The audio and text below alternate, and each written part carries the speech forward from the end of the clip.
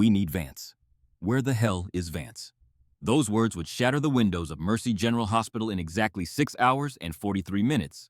But at 5:47 in the morning, the woman they were looking for was stepping out of a yellow taxi in a dress the color of fresh blood. Claire Bennett paid the driver with crumpled bills from her clutch and stood on the sidewalk for a moment, letting the cold morning air wash over her bare shoulders. The crimson dress clung to her figure like it had been painted on, hugging every curve of her athletic body in a way that made the hospital security guard drop his coffee cup. Her blonde hair cascaded loose over her shoulders, catching the first rays of sunrise and turning to gold. Red heels added 3 inches to her height, and in this moment, standing in front of the glass doors of Mercy General, she looked like she had stepped off a runway in Milan, rather than out of a veteran support group meeting where she had spent the night unable to sleep, unable to stop the memories from clawing at the inside of her skull. She had driven around for hours after that meeting, circling the city like a ghost, looking for somewhere to haunt, before finally ending up here. Her shift started in 13 minutes, and she was still wearing last night's armor. Claire carried a small duffel bag with her scrubs stuffed inside, wrinkled and shapeless, the complete opposite of the stunning dress she wore now. She paused at the entrance, her reflection staring back at her from the glass, and she barely recognized the woman she saw. That woman was beautiful. That woman was confident. That woman looked like she could command a room with a single glance. That woman was about to disappear. Claire took a deep breath, held it for 4 counts, released it for 8. An old technique from a therapist she had stopped seeing months ago. Then she began the transformation that had become as natural as breathing. Her shoulders hunched forward, curling inward like a flower closing for the night. Her chin dropped toward her chest. Her spine curved slightly, making her seem shorter, smaller, less significant. The confident posture melted away like ice under a heat lamp, and in its place emerged something mousy, something timid, something that people's eyes would slide right over without stopping. The stunning woman in the red dress vanished. The ghost walked through the doors, and as she pushed through that entrance, her hands began to tremble slightly, a tremor she couldn't quite control. No matter how many breathing exercises she did, no matter how many pills the VA doctors prescribed, no matter how many times she told herself that she was safe, now that the war was over, that the screaming had stopped. The screaming never stopped. It just got quieter. The women's locker room smelled like industrial disinfectant and cheap perfume, a combination that always made Claire's stomach turn. She found her locker in the corner, the one farthest from the mirrors, the one nobody else wanted because the overhead light flickered constantly and the ventilation didn't quite reach this far. She liked it that way. Invisibility was the goal. Claire carefully removed the red dress, folding it with military precision into a perfect square before placing it gently at the bottom of her locker. The fabric was soft under her fingers, expensive, a gift she had bought herself after her medical discharge because some part of her had wanted to remember what it felt like to be beautiful, to be seen to be something other than broken. She pulled on the oversized scrubs that swallowed her figure whole, transforming her athletic build into something shapeless and forgettable. The fabric was 2 sizes too large, chosen deliberately, hiding the lean muscle she had built over years of training, hiding the scars that mapped her arms like roads through a war zone, hiding everything that made Claire Bennett dangerous. When she caught her reflection in the small mirror inside her locker door, the transformation was complete. Gone was the goddess in crimson. In her place stood a tired woman with dull eyes and hunched shoulders, the kind of person you passed in a hallway without ever remembering their face. Perfect. Claire walked to the emergency room floor, her orthopedic shoes squeaking against the linoleum with every step. Mercy General was one of the most prestigious hospitals in the state, a gleaming tower of medical excellence that attracted the best doctors, the wealthiest patients, and the most cutthroat politics this side of Washington, D.C. The building itself was beautiful, all glass and chrome and expensive art on the walls, but beneath that polished surface lurked something rotten. Claire had learned the hierarchy within her first week. At the top sat the attending physicians' gods in white coats, who could end careers with a single bad evaluation. Below them were the residents, desperate and sleep-deprived, willing to do anything to climb the ladder. Then came the senior nurses, the ones who had survived long enough to carve out their own little kingdoms of power. And at the very bottom, beneath even the orderlies and the janitors, were the new nurses. The ones who hadn't yet proven their worth, the ones who existed only to be stepped on by everyone above them. Claire had been at the bottom for 6 months now. She had no intention of climbing. As she approached the nurses' station, she saw them holding court in the center of the emergency room, the twin suns around which the entire department orbited. Dr. Julian Ashford leaned against the counter with the casual arrogance of a man who had never been told no in his entire privileged life. He was handsome in that annoying way that came from good genetics and expensive grooming, with perfectly styled dark hair, a jaw that could cut glass, and a watch on his wrist that cost more than Claire's car. He was the chief resident, which meant he was technically still in training, but his family's connections to the hospital board meant he operated with the impunity of someone who knew he could never be fired. Beside him stood Nicole Harper, the senior charge nurse, laughing at something he had said while touching his arm with practiced flirtation. Nicole was blonde and pretty and utterly vicious, the kind of woman who smiled while she twisted the knife. She had decided on Claire's very first day that the quiet new nurse was prey, and she had been hunting ever since. Other staff members orbited around them like planets caught in a gravitational pull, laughing when they laughed, nodding when they nodded, desperate for approval from the people who controlled their schedules, their evaluations, their careers. Claire tried to slip past unnoticed, keeping her head down and her steps quiet. Nicole's eyes found her immediately. Well, well. Nicole's voice cut through the ambient noise of the ER like a scalpel. Look who finally decided to show up. Claire's fingers twitched involuntarily toward her right hip, reaching for a sidearm that hadn't been there in over a year. She caught herself, forced her hand back to her side, and kept walking. But Nicole wasn't finished. She never was. Hey, Mouse. Nicole's voice followed Claire like a shadow. I know you heard me. Don't pretend you didn't. Claire stopped walking. She didn't turn around. She just stood there in the middle of the hallway, gripping her charting tablet so tightly that her knuckles turned white, and told herself to breathe. Dr. Ashford needs his coffee, Nicole continued, stepping into Claire's peripheral vision, with a smile that showed too many teeth. Black 2 sugars, and try not to shake so much when you hand it to him this time. It's honestly embarrassing to watch. I have rounds to finish, Claire said softly. Her voice came out raspy, unused, like she had forgotten how to speak at normal volume. And Dr. Ashford has patience to save, Nicole shot back, her smile sharpening into something cruel. Which one of those things do you think matters more? Go. Now. Claire exhaled slowly through her nose. Control, she told herself. Just breathe. You aren't there anymore. You're here. You're safe. This isn't a battlefield. This is just a hospital with terrible people in it. You've survived worse. You've survived so much worse.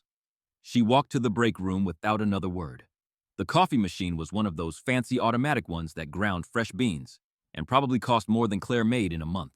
She prepared Ashford's drink exactly as specified, black with 2 sugars, measuring the granules precisely because she knew that any deviation would be used as ammunition against her. The coffee was fresh, practically steaming, perfect in every way. It wouldn't matter. Nothing she did ever mattered to people like them. When Claire returned to the nurses' station, Dr. Ashford was in the middle of eviscerating a first-year intern who had apparently committed the unforgivable sin of stitching a laceration too slowly. You're treating a patient, not knitting a sweater for your grandmother? Ashford snapped, his voice dripping with contempt. This isn't arts and crafts hour at the retirement home. Get out of my sight. The intern fled with tears in her eyes. Claire approached with the coffee, keeping her head down and her shoulders hunched. She hated Ashford, but not because he was mean. She had dealt with mean before, had survived drill sergeants who made Ashford look like a kindergarten teacher, had faced enemies who wanted her actually dead rather than just humiliated. She hated him because he was dangerous. In her 6 months at Mercy, General Claire had seen Ashford make mistakes that should have ended his career. She had watched him order the wrong medication and blame it on a nurse. She had seen him freeze during a code blue and then take credit for the save when another doctor stepped in. She had heard the whispers about the malpractice suit that his family's lawyers had buried about the patient who had died because Ashford's hands had been shaking too badly to make the right call at the right time. He was a liability wrapped in a designer coat, and everyone was too afraid to say it. Ah, the mute returns, Ashford said without looking at Claire as she extended the coffee cup toward him. He took it from her hand, brought it to his lips, took a single sip, and then, while maintaining eye contact with her for the first time that morning, he turned the cup upside down and poured the entire contents into the trash can beside him. The coffee splashed against the plastic liner, steam rising like smoke from a fire. Cold, Ashford said flatly, Just like your personality, Vance. Did they not teach you how to operate a coffee machine at whatever community college gave you your nursing degree? Or were you too busy learning how to be completely useless? Nicole's laughter rang out sharp and cruel, and soon others were joining in a chorus of mockery that echoed through the emergency room. Claire felt her face burning, felt the weight of their eyes on her, felt the familiar shame crawling up her spine like a living thing. It was fresh from the pot, Dr. Claire said quietly, her eyes fixed on his crooked tie because she couldn't look at his face. I watched it brew myself. Ashford stepped forward into her personal space, close enough that she could smell his expensive cologne and the coffee on his breath. He was tall and athletic, the kind of man who used his physical presence as a weapon, who was accustomed to watching people shrink away from him. "Do not talk back to me," he said, his voice dropping to a dangerous whisper. "You are a nurse, and barely a competent one at that. You are here to facilitate my brilliance, not to offer commentary on the temperature of fluids. If I wanted backtalk, I would call my ex-wife. Do you understand me?" "Yes," Dr. Claire whispered. "Speak up." Ashford barked suddenly, slamming his palm against the counter so hard that the noise echoed like a gunshot through the room. Claire flinched. It was a tiny movement, barely a twitch of her shoulder, an involuntary response to a loud noise that her body still interpreted as danger, even after all these months of trying to teach it otherwise. But Ashford saw it. His eyes lit up with something that looked almost like pleasure. "Look at that," he announced to the room at large, gesturing toward Claire like she was an exhibit in a zoo. "She's shaking, absolutely terrified.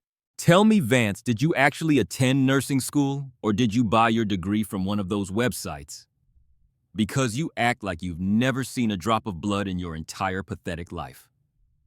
More laughter, more stares, more whispers that Claire could hear, even though they thought she couldn't. "She's so weird. I heard she was fired from her last job for having panic attacks in the middle of procedures. Why does she always wear those long sleeves under her scrubs? It's like 80 degrees in here. There must be something seriously wrong with her." "I'm just doing my job," Claire said, turning to leave before she did something she would regret. "You're a liability," Ashford called after her, his voice carrying across the entire emergency room. "And mark my words, the moment my tenure as chief is confirmed next month, you're gone. I don't care what diversity quota you fill. Now go clean bed 3. Someone threw up, and I'm certainly not going to mop it." Claire walked away with her face burning and her hands trembling at her sides. She could feel their eyes on her back like heat from a fire, could hear the whispers following her like shadows. But what none of them noticed, what none of them could possibly understand, was that beneath the hunched shoulders and the shaking hands, Claire Bennett's feet had shifted into a fighter's stance. Her weight was distributed evenly on the balls of her feet. Her center of gravity had lowered slightly. Her body was ready to move in any direction at a fraction of a second's notice. The mouse they saw was a mask. The creature underneath was something else entirely. Bed 3 was occupied by an elderly man named Mr. Patterson, who was most definitely not surrounded by vomit. There was no mess to clean. It had just been another lie.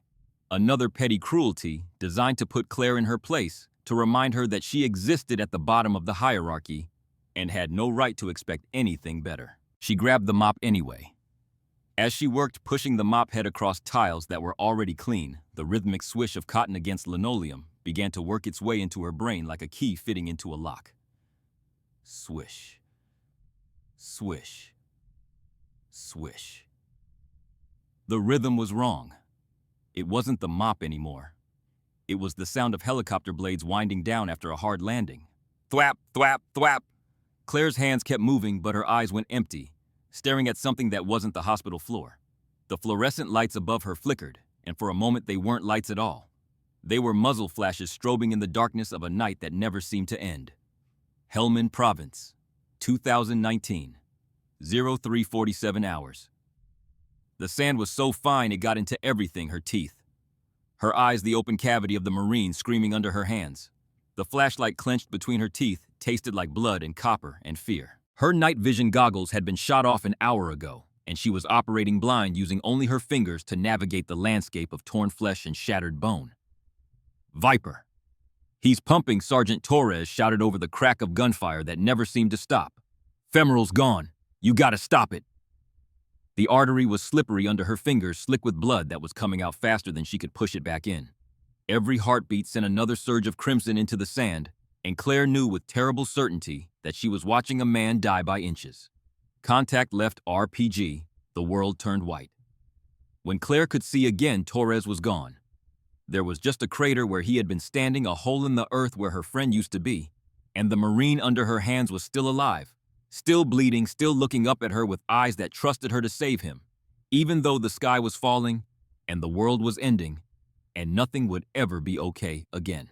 "I've got you," Claire had whispered, her voice steady even though her soul was screaming. "I've got you. I'm not letting go." She had clamped the artery with her bare fingers. She had held it for 47 minutes while the medevac fought through enemy fire to reach them. Her hands had trembled for 6 months after that night. They still trembled now. Nurse Claire snapped back to the present so violently that she almost dropped the mop. Mr. Patterson was awake, propped up against his pillows, looking at her with kind, watery eyes that had seen their own share of wars.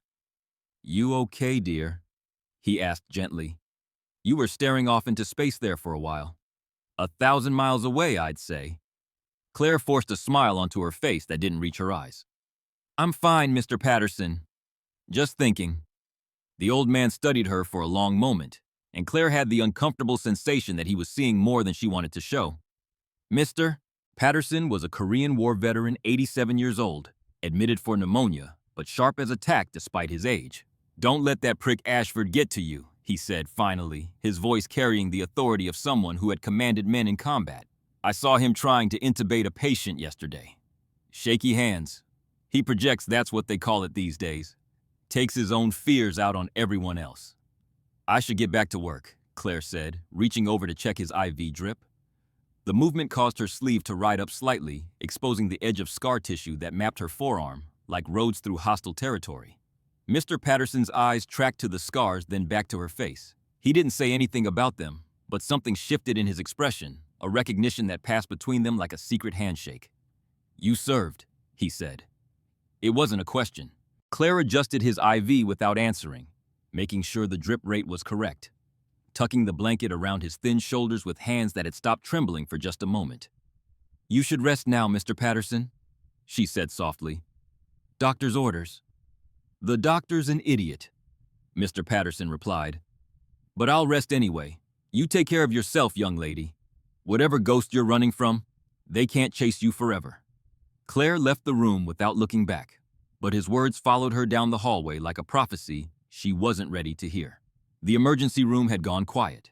It was the kind of quiet that made experienced medical professionals nervous, the unnatural calm before a storm that you could feel in your bones, even if you couldn't explain it.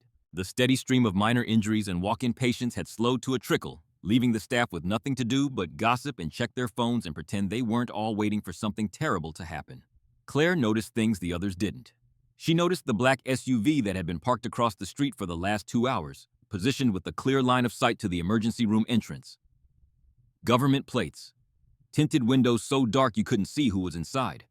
The vehicle hadn't moved since she first spotted it, which meant whoever was in there was watching, waiting, planning. Her old instincts screamed. Something was coming. Something was wrong. Claire excused herself from the nurse's station and found a quiet corner near the supply closet, pulling out her phone with hands that had started to shake again. She checked her messages, scrolling past the usual spam and the occasional text from the VA, reminding her about appointments she had no intention of keeping. A new message appeared from an unknown number. No name, no greeting, just coordinates and a timestamp. The timestamp was 47 minutes from now. Claire's blood ran cold. She recognized the format immediately, the military shorthand that her brain had been trained to interpret without conscious thought. Extraction protocol. Someone was coming for her, and they would arrive at those coordinates at that exact time, and whatever was about to happen was significant enough that they were giving her advance warning. She deleted the message, but her hands had stopped shaking. For the first time in months, she felt sharp-focused alive. The fog that had surrounded her since her medical discharge began to lift, replaced by a clarity that was both terrifying and intoxicating. "Storm coming?" David Chen asked, appearing beside her and making her jump. David was one of the few male nurses in the ER and the only person on staff who treated Claire with something approaching basic human decency. He wasn't friendly exactly, more like professionally neutral, But in a workplace full of bullies and backstabbers, neutral felt like kindness. Maybe, Claire said, looking out the window at the gray sky that had been threatening rain all morning. Hard to tell. What she didn't say was that she wasn't looking at the clouds. She was looking at the birds, or rather at the absence of them. The trees outside had been full of sparrows when she arrived this morning, chattering and fighting the way city birds always did. Now they were silent. Now they were gone. Animals always knew when something bad was coming. They could feel it in the air and the ground in frequencies that human beings had forgotten how to hear. Claire had learned to trust that instinct during her deployments, had learned that when the birds went quiet, it was time to find cover. She didn't have cover anymore. She didn't have a weapon. She didn't have a team. All she had was a pair of oversized scrubs and a fake identity that was about to be blown to pieces. Claire looked back at the SUV across the street. The storm wasn't coming. It was already here. The clock on the wall read 2:47 p.m. 30 minutes until the timestamp on that mysterious message, and Claire couldn't sit still. She moved through the emergency room with the restless energy that the other staff members attributed to too much coffee, checking supply closets that didn't need checking, counting inventory that had already been counted, doing anything to keep her hands busy, while her mind raced through scenarios she didn't want to imagine. She found herself cataloging things without meaning to. 2 exits on the main floor, plus the ambulance bay doors and the stairwell to the roof. 17 staff members currently on shift, plus approximately 12 patients in various states of treatment. The crash cart was fully stocked and positioned near Trauma Bay 1. The security desk was manned by a single guard who was currently playing games on his phone. Old habits. Dangerous habits. The habits of someone who had spent years preparing for violence in places where violence was the only certainty. "You're doing it again," David said, falling into step beside her as she made another unnecessary circuit of the floor. Doing what Claire asked, not meeting his eyes. "That thing where you look at everything like you're planning an escape route," David replied. "I've noticed it before. You do it when you're stressed. Count the exits, check the supplies map out where everyone is standing." Claire's step faltered for just a moment. "I don't know what you're talking about." "Sure you don't?" David's voice carried no judgment, just observation. "Look, whatever's going on with you, it's none of my business. But you seem more wound up than usual today, and I wanted to let you know that if you need to take a break, I can cover your patients." It was such a simple kindness, so unexpected in this place where kindness was treated as weakness, that Claire felt something in her chest tighten. "Thank you," she said quietly. "I'm fine. Really." David nodded and walked away, leaving Claire alone with the countdown running in her head. 26 minutes. She passed the nurse's station where Dr. Ashford was holding court, his voice carrying across the floor as he bragged about his upcoming confirmation as chief resident. Apparently, there was going to be a celebration next week, champagne and congratulations for a man who had never earned anything in his life, who had coasted on his family's name, and his willingness to step on anyone who got in his way. Nicole was beside him, of course, laughing at his jokes and touching his arm and probably already planning how she would use their relationship to cement her own position in the hierarchy. Claire watched them from across the room. These 2 people who had made her life miserable for 6 months, who had mocked her and humiliated her, and tried to break her spirit with 1,000 tiny cruelties. They had no idea what was coming. Neither did she, not really, but she knew it would change everything. Her phone buzzed in her pocket. Claire pulled it out with fingers that had started trembling again, though not from fear this time. A new message from the same unknown number. Viper. 12 minutes. They need you. The name hit her like a physical blow. Viper. Nobody had called her that in over a year. Nobody was supposed to know that name existed, that it had ever belonged to the quiet, mousy nurse who couldn't stop her hands from shaking. But someone knew. Someone from her old life was coming, and they were bringing something with them that would shatter the careful fiction she had built around herself, like armor. Claire deleted the message and put her phone away. 11 minutes. The sound started as a whisper, a distant thwap thwap thwap that most people wouldn't have noticed over the beeping monitors and chattering staff and general chaos of a busy emergency room. But Claire noticed. Claire heard it the way a mother hears her baby crying in a crowded room, the way a soldier hears gunfire on the wind, the way certain sounds become hardwired into your brain, until you can't ignore them no matter how hard you try. Helicopter rotors. Coming closer. "Is that thunder?" an intern asked, looking up from his chart. "Thunder doesn't make that sound," Claire said, and something in her voice made him take a step back. The windows began to vibrate. Not much at first, just a subtle trembling in the glass that you could feel more than see. But it grew stronger with each passing second, the vibration intensifying until the coffee cups on the desk were rattling and the blinds were swaying and everyone in the emergency room was looking around trying to figure out what the hell was happening. The sound became a roar. Claire walked to the window already knowing what she would see, already feeling the collision between her two lives, hurtling toward her like a train with no brakes. A Navy MH-60 Blackhawk thundered over the rooftop so low that the rotor wash sent papers flying off desks and knocked over a cart of medical supplies. It wasn't heading for the helipad on the other side of the building, the proper landing zone where helicopters were supposed to arrive. It was coming down in the garden courtyard.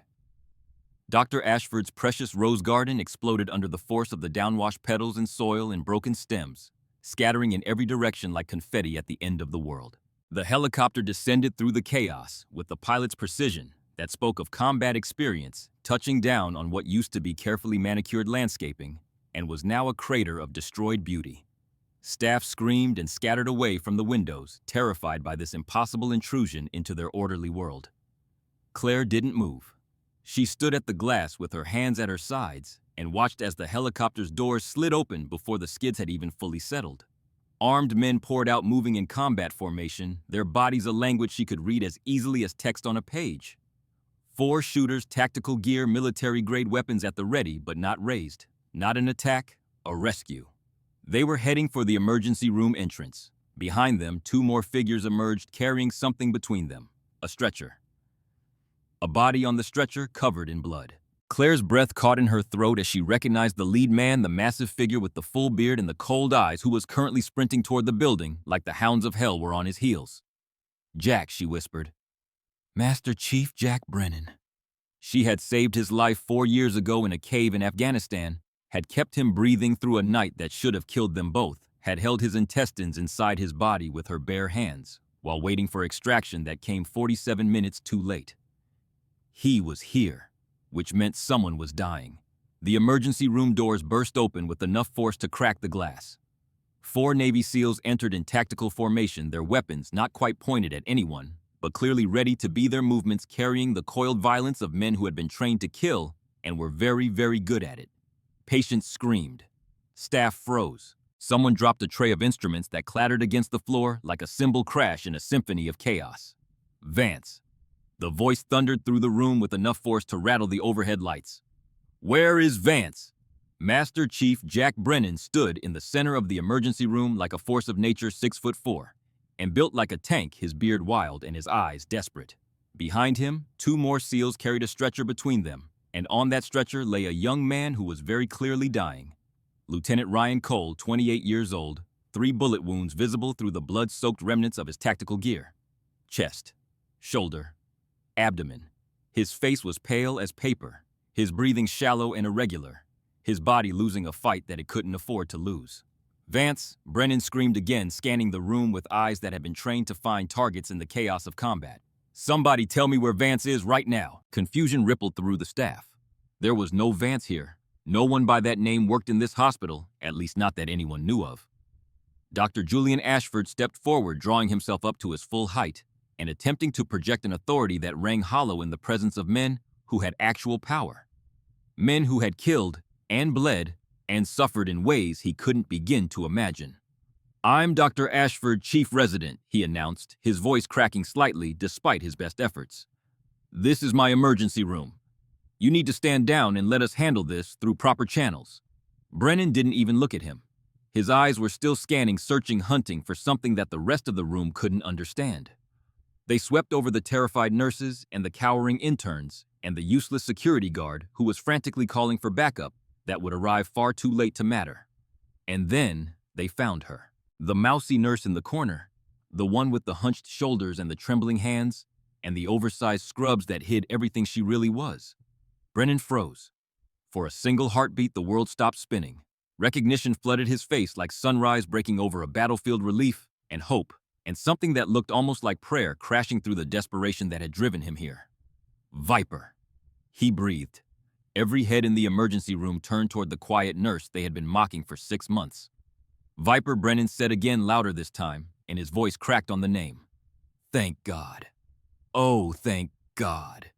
The silence that followed was so complete that Claire could hear her own heartbeat pounding in her ears.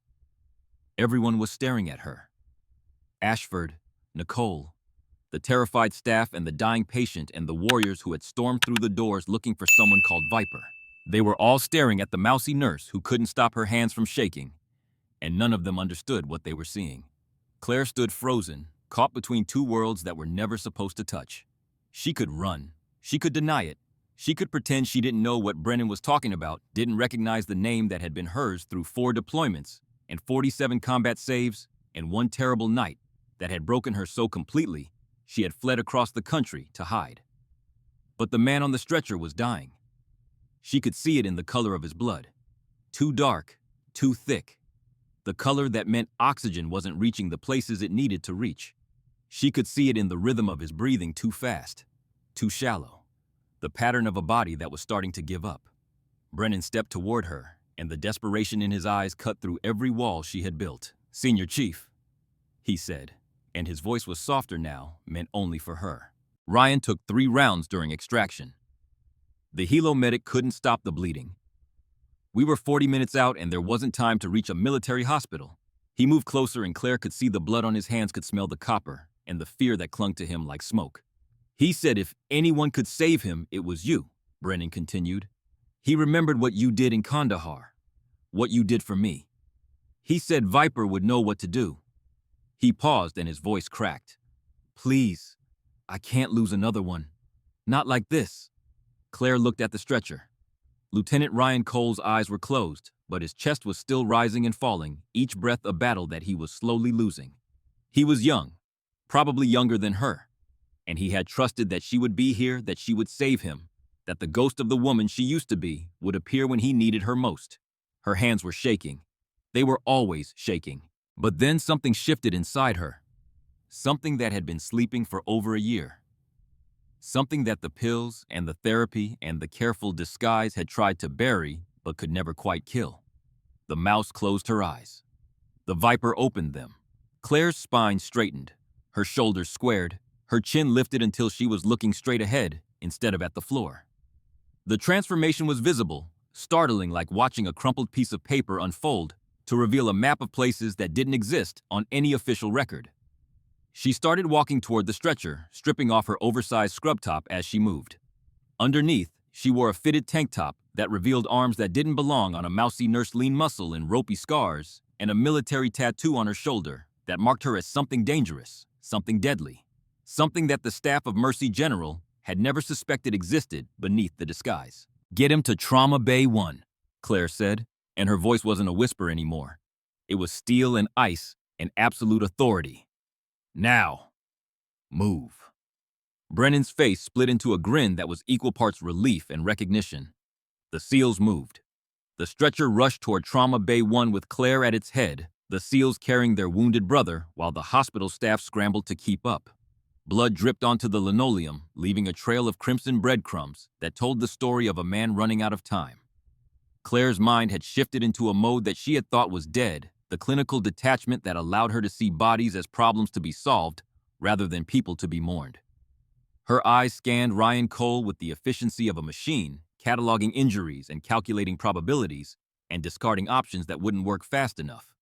3 entry wounds visible, 1 exit wound on the shoulder, 2 rounds still inside, 1 in the chest cavity and 1 in the abdomen. Blood loss, significant, probably 2 liters or more. Signs of tension pneumothorax developing on the left side. Internal bleeding almost certain.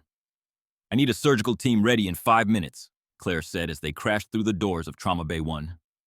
"Cross-match for O-negative blood. Get me a chest tube tray and someone find me a thoracotomy kit." The nurses stared at her like she was speaking a foreign language. "Move!" Claire roared and the sound of her voice sent them scattering. Dr. Ashford appeared in the doorway, his face a mask of outrage that barely concealed his fear. "What the hell do you think you're doing, Vance? You're a nurse. You don't give orders in my emergency room."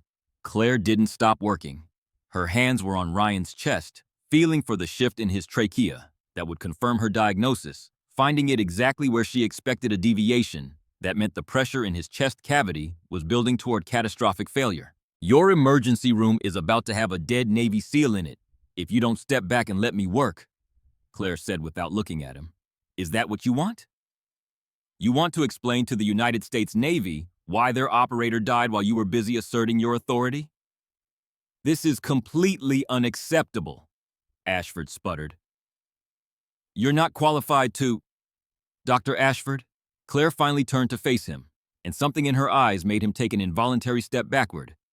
I have performed more emergency surgeries in active combat zones than you have performed in your entire career. I have saved lives in conditions that would make this trauma bay look like a luxury resort. You can either help me or you can leave, but you will not interfere. She stepped closer, close enough that only he could hear what she said next. I know about the Martinez case, she said quietly. I know about the malpractice suit that your family's lawyers buried. I know about the patient who died because you froze during a code blue and couldn't make the call when it mattered. Ashford's face went white. I know about the Xanax in your locker, Claire continued. The pills you take before difficult procedures because your hands won't stop shaking. You want to talk about qualifications. You want to compare records. Because I promise you, Julian, that's not a competition you're going to win. She turned back to her patient. Now, either scrub in and help me or get out of my trauma bay. Those are your only options. Ashford backed away without another word. Brennan appeared beside Claire, his massive form somehow comforting in the chaos. Tell me what you need, Senior Chief. Keep everyone who isn't useful out of my way, Claire said. And pray this boy is as tough as he thinks he is. He's a SEAL, Brennan replied. Good. He's going to need to be. The trauma bay had become a battlefield. Claire worked with a precision that made the watching staff fall silent. Her hands moving through procedures that they had only read about in textbooks, her voice calling out orders with the calm authority of someone who had done this 100 times in conditions 1,000 times worse. But outside the bubble of focused action, the wheels of bureaucracy were already beginning to turn. Hospital Administrator Evelyn Reed stood at the observation window with her phone pressed to her ear, her designer suit and perfect makeup at odds with the carnage unfolding before her. She watched Claire work with narrowed eyes, her mind calculating not the medical implications of what she was seeing, but the legal and financial ones. Yes, I understand the situation is unusual, she said into the phone. But we need to document everything.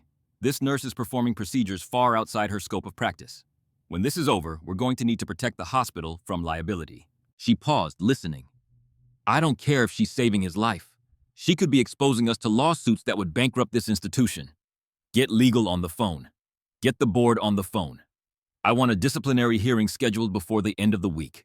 Nicole Harper stood nearby, her phone raised, recording everything that was happening through the glass. Her face wore an expression of gleeful anticipation, the look of a predator who had finally found the weakness that would bring down her prey. She's finished, Nicole whispered to another nurse. The moment that soldier dies, and he probably will, she's going to prison. And if he lives, she still performs surgery without a license. Either way, she's done.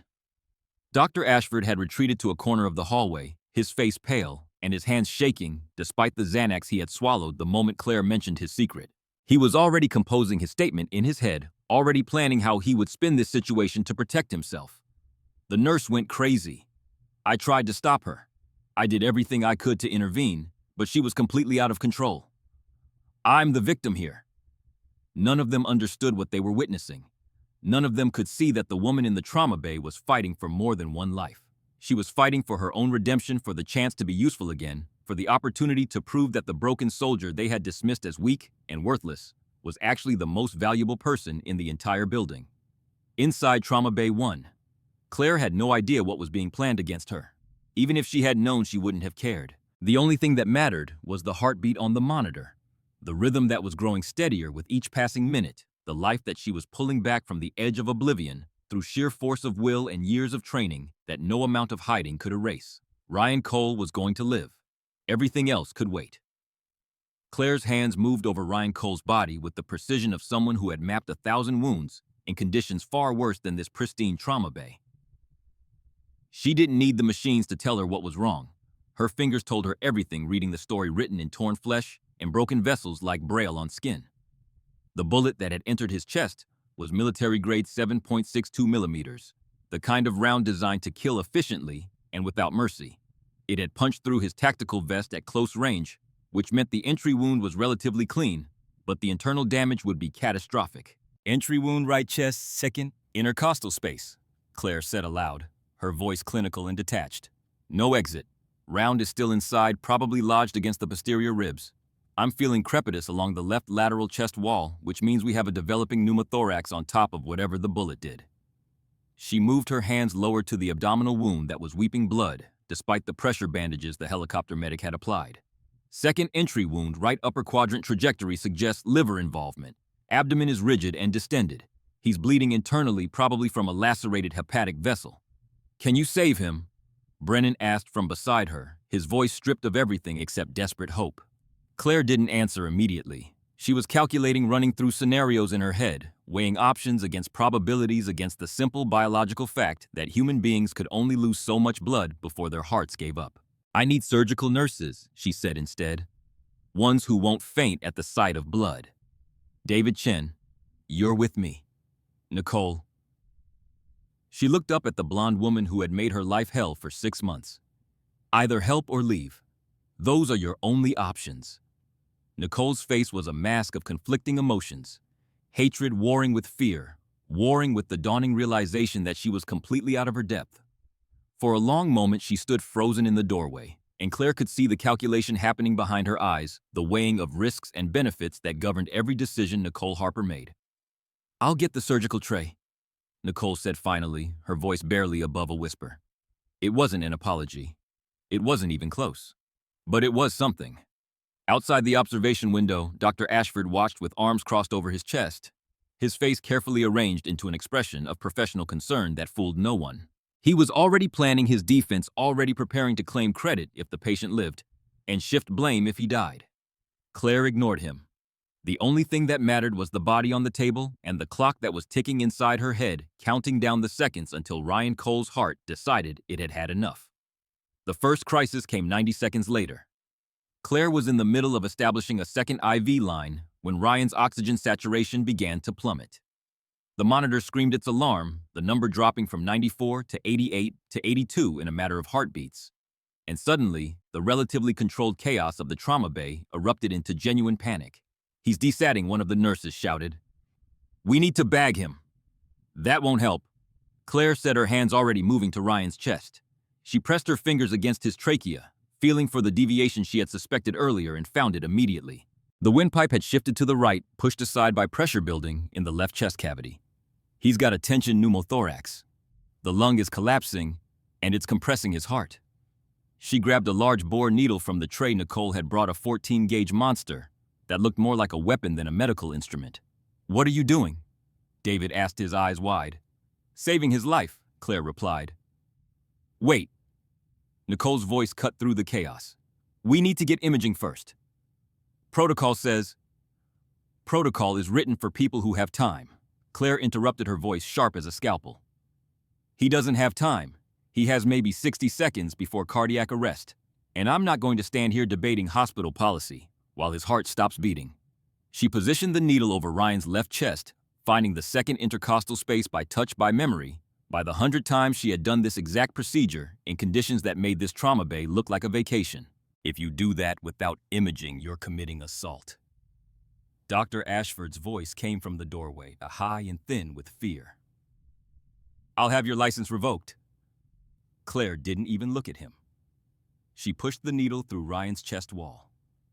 There was a moment of resistance as the metal punctured the pleura, and then a sharp hiss of escaping air as the built-up pressure released. The effect was immediate and dramatic. Ryan's oxygen saturation began climbing almost instantly, 82 to 85 to 89 to 93, his chest rising and falling more easily as the pressure on his heart eased. That, Claire said, removing the needle and preparing to insert a chest tube, is how you keep someone alive when the world is falling apart. I didn't learn it in a textbook, doctor. I learned it in a cave in Afghanistan while people were trying to kill me. Now either help me or get out, but stop wasting my time with threats you don't have the power to carry out. She turned back to her patient, and her hands never trembled once. The chest was stabilized, but the battle was far from over. Ryan's blood pressure continued to drop despite the fluids they were pumping into him, a steady decline that told Claire everything she needed to know about what was happening inside his abdomen. He was bleeding out somewhere deep where she couldn't see, and all the IV fluids in the world wouldn't matter if she couldn't find the source and stop it. I need to open him up, Claire said, reaching for the surgical tray. The words fell into the room like a bomb. You can't do that. David said, his face pale. Claire, that's surgery. That's not nursing. You don't have the authorization. Authorization doesn't matter if he's dead, Claire replied. I'm watching his blood pressure drop, David. He's lost at least 2 liters already and he's still bleeding. If I don't find that vessel and clamp it in the next few minutes, nothing else we do will matter. She looked at Ashford, who had edged closer to the door like a man preparing to flee a sinking ship. You could do it, she said. You're the chief resident. You have the credentials, the authority, the training. All you have to do is step up and operate. Ashford's face went white. The legal implications, he stammered. The hospital's liability. I need to consult with the board before. He'll be dead before your board finishes their first cup of coffee. Claire cut him off. This is your chance, doctor. This is the moment where you prove that all your ego and all your arrogance actually means something. Save his life. Be the hero you pretend to be. Ashford took a step backward, then another, and Claire understood with a clarity that was almost painful that he was never going to step up. He was never going to risk his career, his reputation, his comfortable life for a stranger on a table. He would let Ryan Cole die, rather than face the possibility of failure. Fine, Claire said quietly. Then I'll do it myself. She picked up the scalpel. Senior Chief. Brennan's voice came from beside her, and when she looked up, he was pulling on surgical gloves. Tell me what you need me to do. Have you ever assisted in surgery before? I've held men's guts inside their bodies while you stitched them up, Brennan replied. This can't be much different. Claire almost smiled. Retract when I tell you to retract, she said, and don't faint. She made the incision. The blood that welled up was dark and arterial, pulsing with each weakening heartbeat. Claire's hands entered the wound without hesitation, pushing past tissue and muscle and fat, searching for the vessel that was stealing Ryan's life, one pump at a time. She found it. The hepatic artery torn by the bullet's passage was spurting blood with each contraction of Ryan's heart. It was deep, awkward to reach, and nearly impossible to clamp with conventional techniques. Claire clamped it anyway. Her fingers worked by touch alone, navigating the bloody landscape of Ryan's abdominal cavity with the familiarity of someone who had done this in caves and helicopters and bombed out buildings across 3 continents. She found the vessel, pinched it closed between her fingers, and held on while David scrambled to hand her a surgical clamp. Got it. She breathed, securing the clamp and watching the bleeding slow to a trickle. Got it. He's going to need real surgery to repair this properly, but the bleeding is controlled. That was impossible, David whispered. You clamped that blind. You couldn't even see what you were doing. I've done worse, Claire replied, in conditions you can't imagine. For 30 seconds, everything was going well. Ryan's blood pressure began to stabilize as the fluids replaced what he had lost. His oxygen saturation held in the mid-90s. The chaos of the trauma base settled into something resembling controlled urgency. Then the monitor flatlined. The high-pitched whine of cardiac arrest cut through the room like a knife. And suddenly, everything Claire had accomplished in the last 20 minutes meant nothing. All the blood she had stopped, all the procedures she had performed, all the risks she had taken were worthless if Ryan Cole's heart refused to beat. Starting compressions. Claire shouted, positioning her hands on Ryan's sternum and beginning CPR. Her technique was perfect, mechanical, relentless, each compression delivered with exactly the right depth and rhythm that she had been taught and had practiced 1,000 times. Push 1 milligram epinephrine, she called out, and charge the defibrillator to 200 joules. The staff scrambled to comply while Claire continued her compressions, counting in her head, watching the monitor for any sign of electrical activity. 1 cycle, 2 cycles, 3 cycles. The flatline continued, unbroken, uncaring. Shock delivered, someone shouted. Ryan's body jerked with the electrical discharge, and for a moment, there was nothing but silence and the terrible sound of the flatline continuing. Resume compressions, Claire ordered, and her hands were moving again before she finished speaking. Push another milligram epi. 4 cycles. 5. 6. We should call it. Dr. Ashford's voice came from somewhere behind her. He's been down too long. There's no point in... Shut up, Claire growled without breaking rhythm. I don't lose patience. Not today, not him. 7 cycles. 8. The flatline continued. Claire felt something shift inside her, a wall cracking, a dam breaking. She leaned down until her mouth was next to Ryan's ear, and she whispered words that only he could hear, words that came from somewhere deep inside her that she had thought was dead. "Not yet, Lieutenant," she murmured. "Not like this. Your team needs you. Your family needs you. You don't get to quit. You don't get to give up. Come back. Come back to us." "That's an order."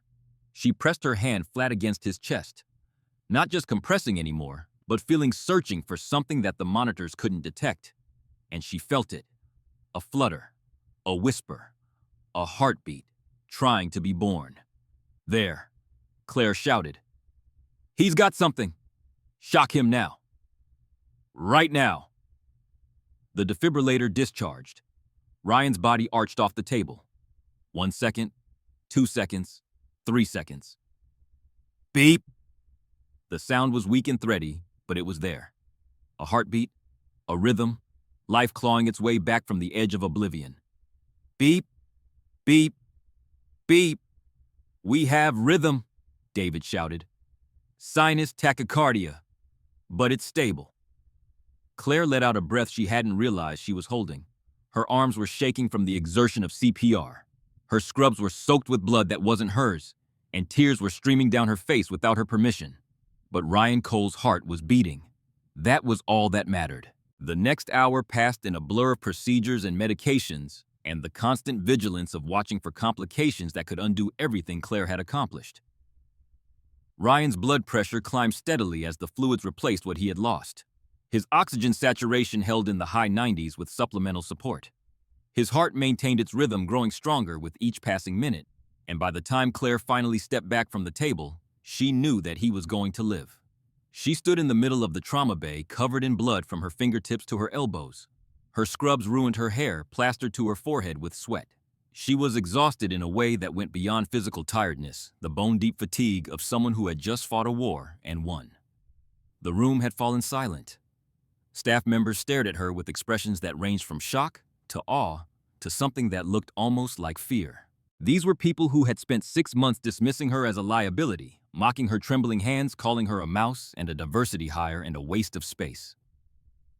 Now they were looking at her like she was something from another world. David Chen broke the silence first. "How did you—" he started, then stopped, unable to find words for what he had just witnessed. "That was— I have never seen anything like that." Claire didn't answer. She was watching Ryan's monitor, watching the steady rhythm of his heart, reassuring herself that he was really alive. Brennan appeared beside her, and when she looked up at him, there were tears in his eyes. 48 saves now, Viper," he said quietly. Claire's voice cracked for the first time since she had taken command of the trauma bay. "Just doing my job, Master Chief." "No." Brennan shook his head slowly. "You just did the impossible." Again, he brought his hand up to his heart, an informal salute that meant more than any medal or commendation or official recognition ever could.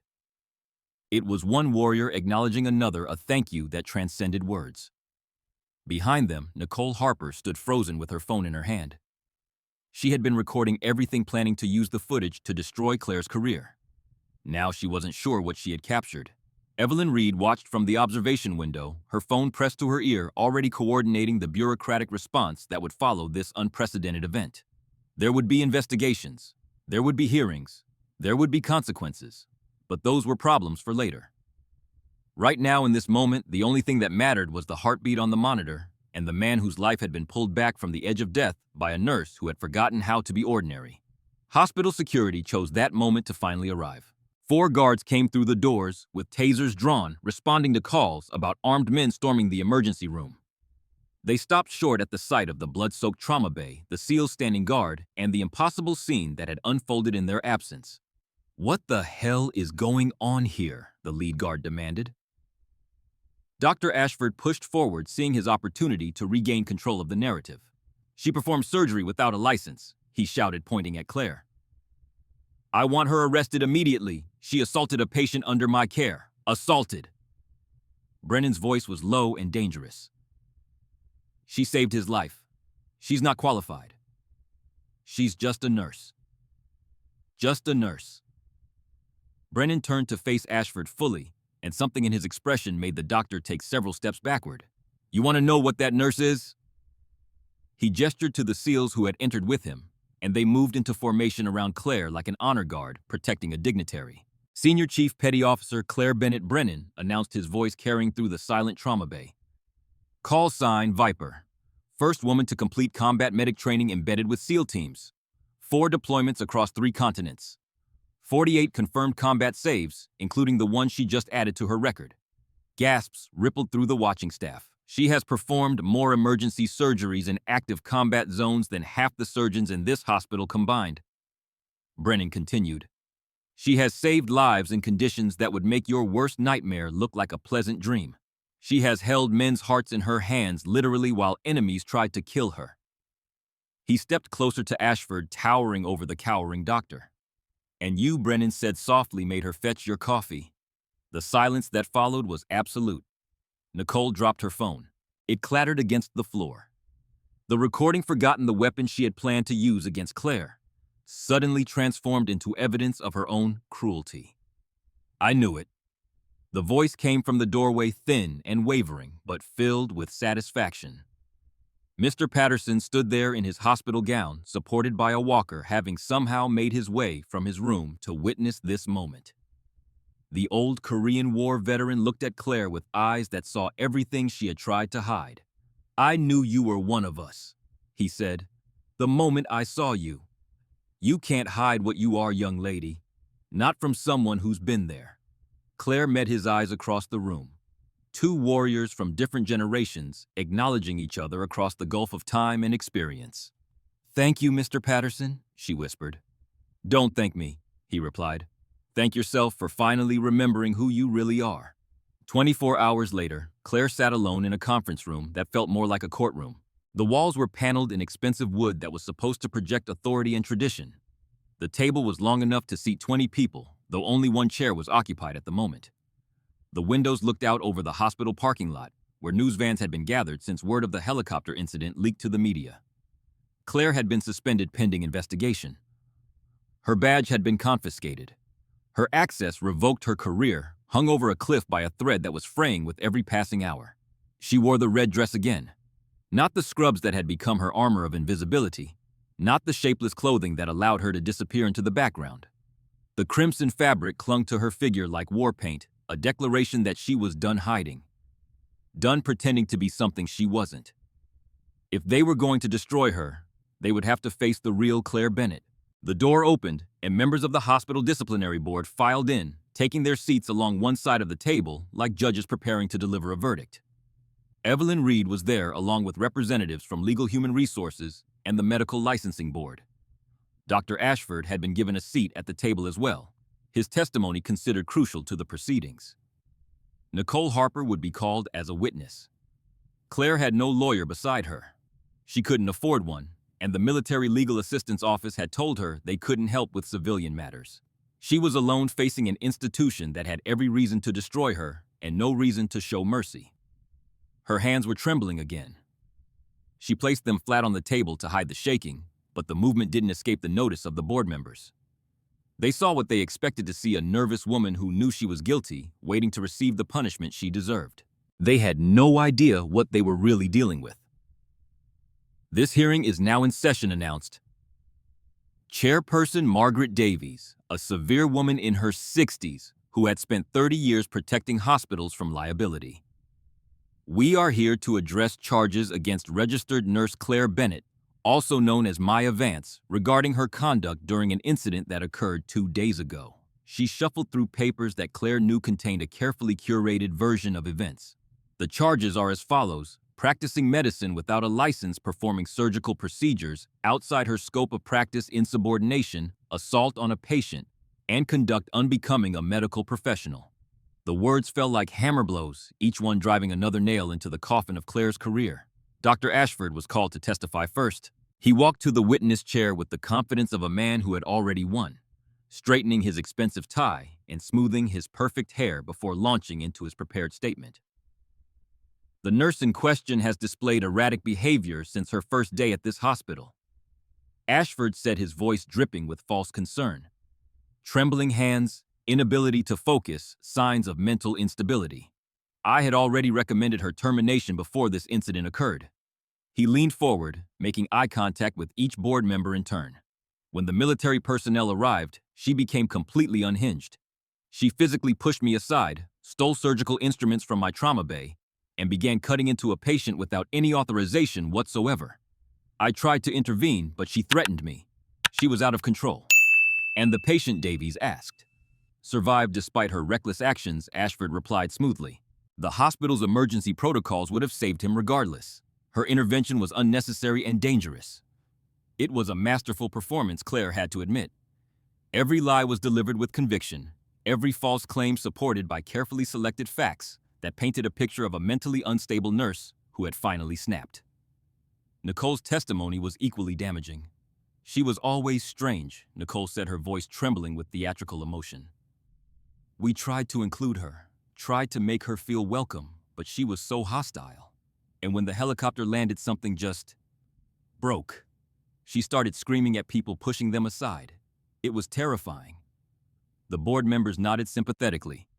The hospital's lawyer presented documentation incident reports that Claire had never seen, complaints that had never been filed while she was present, a carefully constructed narrative of dysfunction that made her termination seem not just justified, but overdue. When it was Claire's turn to speak, she stood slowly and faced the board. Everything Dr. Ashford and Nurse Harper have said is designed to protect themselves, she said quietly. The patient was dying. Dr. Ashford refused to operate because he was afraid of the legal consequences. I did what was necessary to save a life. I would do it again. That's not the question before this board, Davies interrupted. The question is whether you violated hospital policy and medical licensing regulations. I did, Claire admitted. And I saved a man's life by doing it. Then you admit guilt. I admit that I chose a life over a regulation. If that makes me guilty, then I accept the consequences. She sat down. The board members exchanged glances. This wasn't going to take long. The outcome had been decided before the hearing began. Davies opened her mouth to announce what everyone knew was coming, and then the doors exploded open. Every head in the room turned toward the entrance. A naval officer in full dress whites strode through the doorway with the authority of a force of nature, his chest covered in ribbons that represented decades of service to his country. 3 stars gleamed on his shoulder boards, marking him as a vice admiral, one of the most powerful men in the United States Navy. Admiral William Bennett looked exactly like what he was, a man who had commanded aircraft carriers and made decisions that affected the lives of thousands. His face was carved from stone, his eyes sharp enough to cut glass, and his presence filled the room like a physical weight.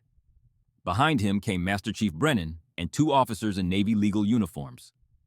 Behind them, supported by a cane, but walking on his own 2 feet, came Lieutenant Ryan Cole. The man Claire had saved was pale and weak, but he was alive. He was standing. He was there to bear witness. What is the meaning of this intrusion? Davies demanded, her voice cracking slightly. Admiral Bennett didn't answer immediately. He walked to the head of the table with measured steps, each footfall echoing through the suddenly silent room. He placed a leather briefcase on the wood surface and opened it with deliberate care. Chairperson Davies, he said finally, his voice filling the space like thunder. I am Vice Admiral William Bennett, Commander of Naval Special Warfare Command. I am also Senior Chief Bennett's uncle, though that is irrelevant to why I am here. He withdrew a folder stamped with classification markings that made the hospital lawyer's eyes go wide. What is relevant, the Admiral continued, is that you are about to make a very serious mistake. One that will have consequences far beyond this room. He slid the folder across the table. The procedures that Senior Chief Bennett performed are classified military protocols, standard of care for naval special warfare medics operating in combat environments. They are not public knowledge because we prefer our enemies not know how effective we are at keeping our people alive. Davies opened the folder and her face went pale. Furthermore, the Admiral pressed on Lieutenant Cole was on active duty at the time of the incident.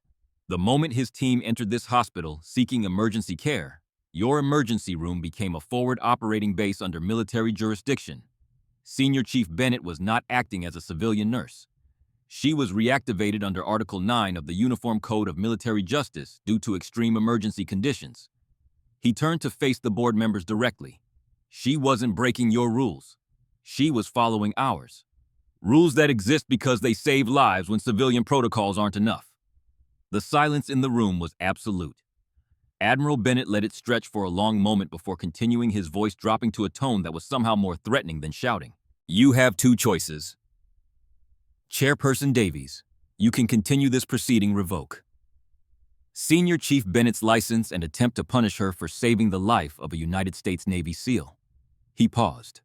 If you choose that path, I will personally ensure that this board is subpoenaed to testify before a Senate Armed Services Committee hearing. You will be asked to explain under oath and in front of cameras why the state of Ohio is interfering with national security assets. Every decision this board has ever made will be reviewed. Every member's background will be investigated. Every skeleton in every closet will be examined under the brightest lights the federal government can provide. Dr. Ashford had gone the color of old milk. Nicole Harper looked like she was about to vomit.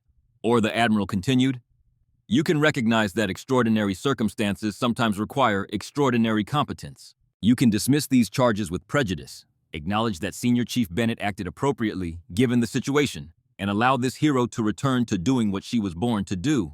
He turned to face Claire, and his stern expression softened just enough to show the pride of a family member watching someone they loved. You're not retired until we say you're retired, Viper, he said quietly, and we're not done with you yet. Claire felt tears threatening to spill down her cheeks, but she held them back. Not here. Not in front of these people who had tried to destroy her. The choice is yours. Chairperson Admiral Bennett concluded. But I suggest you make it quickly. I have a carrier group to command and I don't have all day. The sound of the gavel hitting wood was the sweetest thing Claire had ever heard. In light of new evidence regarding jurisdiction and emergency protocols, Chairperson Davies announced, her voice tight with barely controlled frustration. The board moves to dismiss all charges against registered nurse Claire Bennett. The suspension is lifted immediately. This hearing is adjourned. The words hung in the air like a blessing. But the Admiral wasn't finished. One more thing, he said, turning to face Dr. Ashford. During our investigation into this incident, certain information came to our attention regarding your professional conduct, Doctor. The Martinez case, I believe it was called. Ashford's face crumpled. The relevant documentation has been forwarded to the Medical Licensing Board for review. The Admiral continued. I'm sure they'll want to discuss it with you at length. He shifted his gaze to Nicole Harper. And we've also received multiple reports of workplace harassment that were apparently ignored by hospital administration. Those will be addressed as well. Evelyn Reed's carefully composed expression finally cracked. The power structure that had crushed Claire for 6 months was crumbling before her eyes. Not through revenge, not through anger, but through the simple application of truth to lies. Lieutenant Ryan Cole stepped forward, still pale, still leaning heavily on his cane, but alive. He stopped in front of Claire and looked at her with eyes that understood exactly what she had done and what it had cost her. 48 lives, he said softly. 48 families who have their sons and daughters and fathers and mothers because of you. I'm just the latest one, but I wanted to say thank you. From all of us. He took her hand in both of his. Claire's composure finally broke. A single tear traced down her cheek, followed by another, the dam she had built around her emotions crumbling under the weight of finally being seen. Finally being acknowledged. Finally being told that what she had sacrificed mattered. You're welcome, she whispered. All of you, you're welcome. 1 month later, Claire Bennett walked through the doors of Mercy General Hospital as if she owned the place. She didn't wear the oversized scrubs anymore. Her fitted navy blue uniform hugged her athletic frame with professional elegance. Her blonde hair was pulled back in a practical bun that meant business. Her stride was long and confident, the walk of someone who had nothing left to hide. Good morning, Claire, the receptionist called out with genuine warmth.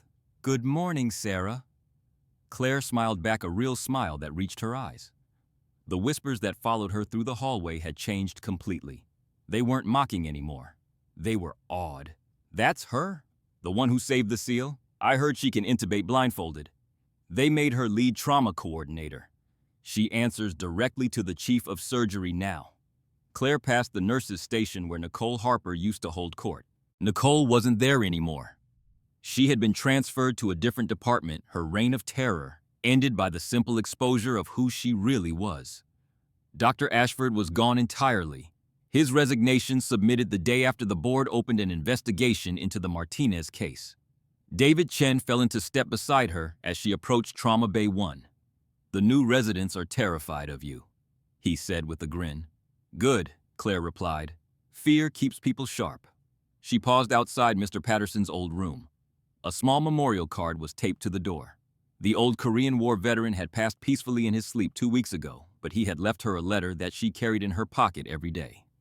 "The world needs its warriors," the letter read. "Stop hiding yours." Claire touched the card gently. "Yes, sir," she whispered. The alarm signaling an incoming trauma cut through the quiet morning. Claire moved toward Trauma Bay 1 with practiced efficiency, her team assembling around her like a well-oiled machine. This was her domain now. This was where she belonged. As she prepared for the incoming patient, she caught her reflection in the glass supply cabinet. She saw the scars on her arms, the lines of exhaustion around her eyes, the evidence of everything she had survived and everything she had lost. But she also saw something new. Not a ghost, not a mouse, not even just Viper. She saw Claire Bennett whole and healed and finally home. The ambulance doors burst open. The chaos began. Paramedics shouted vitals, nurses scrambled for supplies, and the beautiful controlled mayhem of emergency medicine swirled around her like a familiar storm. Claire's hands didn't shake anymore. Not because the fear was gone. The fear would never be completely gone.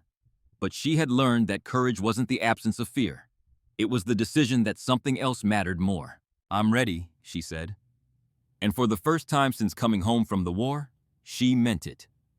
And that is the incredible story of Claire Bennett, the woman they mocked, the woman they bullied, the woman they tried to break. But you cannot break someone who has already been forged in the fires of war. You cannot destroy someone whose purpose is to save lives no matter the cost. Claire didn't just save Lieutenant Ryan Cole that day. She saved herself. She remembered who she was beneath the mask, beneath the fear, beneath the trembling hands that everyone mistook for weakness. Sometimes the quietest person in the room is the strongest. Sometimes the one who seems broken is the one holding everyone else together. And sometimes the hero you need is standing right in front of you, invisible, waiting for the moment when they're needed most. So here's my question for you. Have you ever judged someone by their silence? Have you ever looked at a quiet person and assumed they had nothing to offer?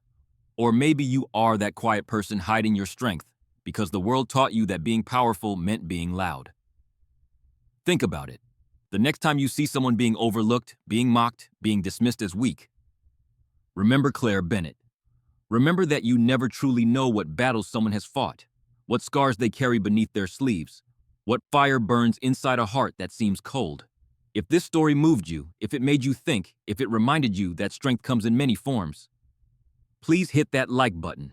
It takes just 1 second, but it helps this channel reach more people who need to hear these stories. And if you want more stories about hidden heroes, about underdogs who rise, about the quiet warriors among us, make sure you subscribe and ring that notification bell so you never miss an upload. Share this video with someone who needs to hear it today. Share it with the quiet person in your life who might be fighting battles you know nothing about. Share it with anyone who has ever felt invisible, overlooked, or underestimated. Because sometimes one story can change everything. Thank you for watching. Thank you for being here. And remember, your silence is not your weakness. It might just be your greatest strength. I will see you in the next story.